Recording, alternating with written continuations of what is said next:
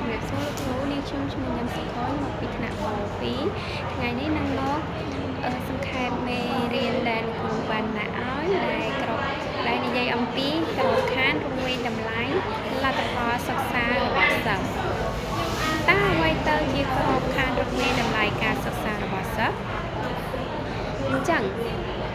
ក្របខ័ណ្ឌរង្វេងតម្លៃសិក្សារបស់សិស្សគឺជាការជួយដល់អ្នកសិក្សាក្នុងការពង្រឹងចំណេះដឹងទូលំទូលាយពីបទបញ្ញត្តិរង្វេងតម្លៃនិងដំណើរការរង្វេងតម្លៃផ្សេងទាក់ទងទៅនឹងលទ្ធផលសិក្សារបស់សិស្សនៅកម្រិតប្រព័ន្ធសាលានានានិងថ្នាក់រៀនដែលមានលក្ខណៈស្តង់ដារទៅតាមសាលាទូទាំងប្រទេសអញ្ចឹងនេះគឺជាយមន័យរបស់ក្របខ័ណ្ឌជាអ្វីដែលមានន័យដល់ក្របខ័ណ្ឌរង្វេងតម្លៃលទ្ធផលសិក្សារបស់សិស្សអញ្ចឹងជាបន្តទៀតយើងនឹងទៅសិក្សាពីគោលបំណងនៃរង្វេងតម្លៃលទ្ធផលសិក្សាអញ្ចឹងគោលបំណងនៃរង្វេងតម្លៃសិក្សាគឺមាន3ប្រភេទទី1ដើម្បីផ្ដល់ជាភស្តុតាងផ្សេងសម្រាប់ការសិក្សាអញ្ចឹងយើងដឹងហើយការរង្វេងតម្លៃគឺសម្រាប់យកវាជាភស្តុតាងមួយសម្រាប់ការសិក្សាទៅកាន់តែល្អប្រសើរមានន័យថាក្រោយពីយើងបានសិក្សារួចមកគឺយើងនឹងមានការរង្វេងតម្លៃទៅលើការសិក្សារបស់យើងថានៅក្នុងកម្រិតមួយណាដើម្បីឲ្យយើងដឹងនិងដោះស្រាយបញ្ហាដែលយើងជួបប្រទះនោះទៅឲ្យទាន់ពេលវេលាឧទាហរណ៍បើគ្រូបង្រៀនគាត់បង្រៀនសិស្សហើយគាត់បានបង្រៀនតម្លៃទៅលើសិស្សគាត់នឹងមិនដឹងទេថាសិស្សគាត់ខ្លាំងចំណុចណាខ្សោយចំណុចណាហើយនឹងត្រូវកែលម្អចំណុចណាចំណុចទី2នោះគឺដើម្បីជាព័ត៌មានសម្រាប់គោលនយោបាយផែនការសកម្មភាពអញ្ចឹងត្រង់ចំណុចនេះដែរគឺគេយកការរង្វេងតម្លៃនេះមកដើម្បីរៀបចំផែនការនយោបាយគឺមានន័យថាយើងរៀបគ្រោងមួយដើម្បីអភិវឌ្ឍការបង្រៀននិងរៀនរបស់សិស្សឲ្យកាន់តែល្អពិសោធន៍មានន័យថាយើងនឹងយកព័ត៌មានលើការរង្វេងតម្លៃរបស់យើងជាច្រើនមកពណ៌នាថាតើសិស្សនឹងគាត់ខ្លាំងកម្រិតណាខ្សោយកម្រិតណាគាត់ខ្លាំងចំណុចនេះចំណុចនោះឬក៏គាត់ខ្សោយចំណុចនេះឬចំណុចនោះអញ្ចឹងផ្ដល់អនុញ្ញាតឲ្យគ្រូគាត់សិក្សាសាជ្រាវទៅលើថាតើចំណុចហ្នឹងគាត់ត្រូវបន្ថែមទៅលើអ្វីតើការបង្រៀនហ្នឹងហេតុអ្វីបានជាសិស្សមិនទទួលបានលទ្ធផលតាមអ្វីដែលគាត់គ្រូអញ្ចឹងលោកគ្រូអ្នកគ្រូគាត់នឹងស្វែងរកយុទ្ធសាស្ត្រផ្សេងដែលអាចជំរុញឲ្យការរៀនរបស់សិស្សនិងការបង្រៀនរបស់គាត់កាន់តែល្អហើយសិស្សទទួលបានកាន់តែប្រសើរចំណែកចំណុចទី3គឺដើម្បីកែលម្អបង្រៀននិងរៀនអញ្ចឹងដូចតែបាននិយាយពីខាងដើមអញ្ចឹងគឺថាគាត់ពីលើកមុនយើងចំណុចទី2យើងនិយាយថាព័ត៌មានហ្នឹងសម្រាប់គោលនយោបាយអញ្ចឹងគាត់រៀបចំគោលនយោបាយមកហើយអញ្ចឹងដល់ចំណុចទី3គាត់ចាប់ផ្ដើមកែលម្អការបង្រៀននិងរៀនអញ្ចឹងគឺថាគាត់នឹងឃើញថាសិស្សគាត់បង្រៀនបែបហ្នឹងសិស្សទទួលយកអត់បានអញ្ចឹងគាត់នឹងចាប់ផ្ដើមការបង្រៀនបែបផ្សេងផែនការផ្សេងដើម្បីឲ្យស័ក្តិសមទៅនឹងសមត្ថភាពរបស់សិស្សនឹងទទួលបានតាមសមត្ថភាពរបស់គាត់ជាធម្មតាបើសិនជាការបង្រៀននោះវាខ្ពស់ពីសមត្ថភាពរបស់សិស្ស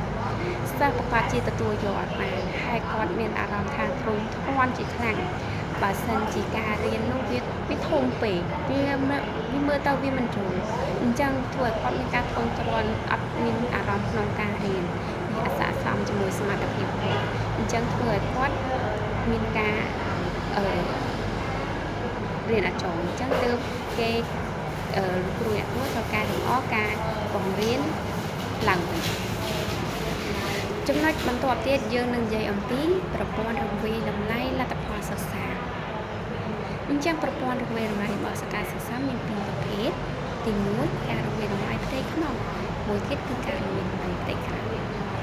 អ ចឹងការវិតម្លៃផ្ទៃក្នុងនោះគឺគេតែងតែធ្វើឡើងដោយលោកគ្រូអ្នកគ្រូឬតាមសាលាឯការរវាងតម្លៃផ្ទៃក្រៅគឺគេធ្វើឡើងដោយនាយកដ្ឋានជំនាញអញ្ចឹងយើងគ្រាន់មកនិយាយអំពីរវាងតម្លៃផ្ទៃក្នុងអញ្ចឹងរវាងតម្លៃផ្ទៃក្នុងគឺក៏ចែកចេញជាពីរប្រភេទផងដែរគឺរវាងតម្លៃកម្រិតសាលាហើយនឹងការរវាងតម្លៃកម្រិតថ្នាក់រៀនអញ្ចឹងការរវាងតម្លៃកម្រិតថ្នាក់រៀននោះគឺគេធ្វើឡើង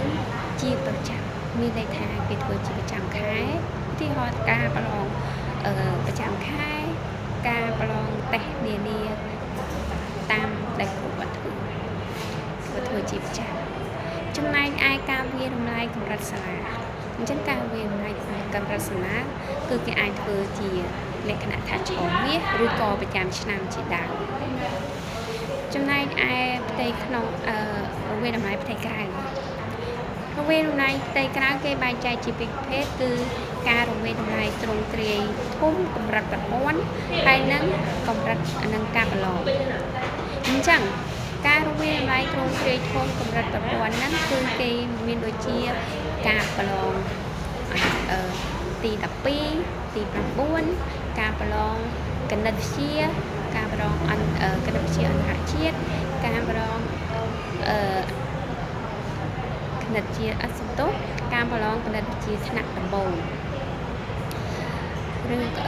ការប្រឡងថ្នាក់ទី6ថ្នាក់ទី3ចា៎នេះក៏ជាការប្រឡងអន្តរជាតិការធ្វើតេស្តភាសាចាចំណែកឯមួយទៀតគឺការប្រឡងនោះគឺថ្នាក់ទី9ដែលយើងហៅថាឌីប្លូមហ្នឹងហើយមួយទៀតគឺទី12ដែលយើងហៅថាបាក់ឡុងជាចំណុចបន្ទាប់ទៀតគឺគោលវិធីប្រព័ន្ធវិតម្លៃលទ្ធផលសិក្សាអញ្ចឹងគោលវិធីនេះគឺមាន5ជំហានដែលជំហានទី1ហ្នឹងកំណត់រកលទ្ធផលសិក្សាអញ្ចឹងមានន័យថាយើងត្រូវស្វែងរកថាតើលទ្ធផលសិក្សារបស់សិស្សនឹងស្ថិតនៅក្នុងកម្រិតមួយណាបើគាត់ស្ថិតនៅក្នុងកម្រិតមួយដែលគាត់ខ្សោយយើងត្រូវតែមកត្រូវចូលមកជំហានទី2ដែលស្វែងរកការសិក្សាឲ្យគាត់ពេលដែលយើងរកឱកាសសិក្សាឲ្យគាត់ដូចជាយើងរៀបផែនការឲ្យគាត់បានសិក្សារៀនយើងឆ្លៀតពេលណាមួយដើម្បីពង្រឹងគាត់បន្ថែមបន្ទាប់ពីយើងបង្រៀនគាត់បន្ថែមហើយយើងផ្ដល់ចំណេះដឹងឲ្យគាត់ហើយយើងចាប់ដើមដល់ជំហានទី3គឺវាតម្លៃយើងវាតម្លៃទៅលើការសិក្សារបស់គាត់ថាកន្លងមកគាត់ទទួលយកបានដែរទេបន្ទាប់ពីយើងវាតម្លៃទៅលើរបស់គាត់ហើយយើងចាប់ដើមពិភាក្សាឬក៏វិភាគទៅលើលទ្ធផលរបស់គាត់តើគាត់លើកខ្វះខាតនៅចំណុចណាតើការបង្រៀនបែបហ្នឹងគាត់ទទួលផលបានកម្រិតណាបន្ទាប់ពីយើងវិភាគវាតម្លៃទៅលើទាំងអស់ហ្នឹងហើយយើងចាប់ដើមធ្វើការផ្លាស់ប្ដូរអញ្ចឹងដល់ជំហានទី5ហ្នឹងគឺយើងចាប់ដើមផ្លាស់ប្ដូរការបង្រៀនឡើងវិញដើម្បីឲ្យគាត់ទទួលបានលទ្ធផលជាទីគាប់ចិត្តដែលយើងចង់បានជាបន្ទាប់មកទៀតយើងមកដល់ចំណុចថ្មីទៀតគឺប្រភេទនៃការរវាងតម្លៃតាមឋានៈអញ្ចឹងប្រភេទនៃការរវាងតម្លៃតាមឋានៈហ្នឹងវាមានចំនួនប្រភេទដែររវាងតម្លៃចំណាត់ថ្នាក់សិស្សដំបូងអញ្ចឹងនៅក្នុងថ្នាក់ដំបូងតើគាត់ស្ថិតក្នុងកម្រិតថ្នាក់មួយណាបន្តមកទៀតគឺរវាងដៃតាមកម្រិតដែលយើងតែងតែមើលគាត់រៀនហើយយើងនិយាយឲ្យគាត់ជាបន្តិចម្ដងជាប្រចាំហើយមួយទៀតគឺរវាងដៃបែបវិនិច្ឆ័យយើងត្រេះរិះពិចារណាមើលទៅតាមសកម្មភាពជាក់ស្ដែងមួយទៀតគឺរវាងតម្លៃសរុបចាចុងក្រោយបញ្ចប់នោះគឺការគ្រប់គ្រងនិងត្រួតពិនិត្យគុណភាពរវាងតម្លៃដែលទាំងអស់នឹងដែរគឺជាការគ្រប់គ្រងដោយគណៈកម្មការគ្រប់គ្រងនិងគណៈកម្មការតាមដានគ្រប់គ្រងបច្ចេកទេសព្រមទាំងគុណបច្ចេកទេសទាំងអស់នេះគឺជាការតាក់ទងនឹងការរវាងតម្លៃក្របខ័ណ្ឌនៃការរវាងតម្លៃចា៎នេះខ្ញុំមានតែប៉ុណ្ណឹង